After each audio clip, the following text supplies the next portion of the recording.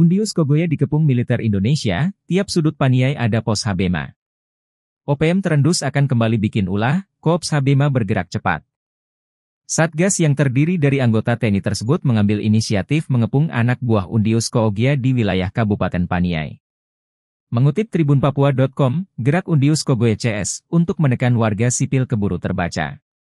Mereka bermaksud berbuat anarkis setelah sebelumnya markas direbut militer Indonesia. Pasukan disebar di tempat-tempat yang kemungkinan besar akan didatangi OPM. Mengutip siaran resmi Kops Habema, terlacak agresivitas OPM di bawah pimpinan Egyanus Kogoya. Pada Selasa, 18 Juni 2024, gerak-gerik OPM tersebut sudah terpantau aparat keamanan TNI dan Polri.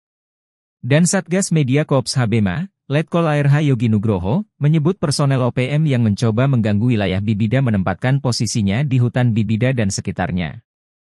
Situasi ini membuat warga resah. Mereka meminta aparat keamanan untuk bisa segera menyelesaikan teror ini. Mereka pun meminta untuk diungsikan sementara ke Gereja Madi di Kabupaten Paniai. Dengan adanya warga mengungsi ini, pihaknya akan semakin mudah untuk mendeteksi keberadaan OPM. Apabila ada warga yang bergerak ke hutan Bibida, dapat dipastikan sebagai simpatisan OPM. Sebelumnya, Satgas Damai Kartens menggerebek markas OPM pimpinan Undius Kogoya di distrik Bibida, Kabupaten Paniai, Papua Tengah, Jumat 14 Juni.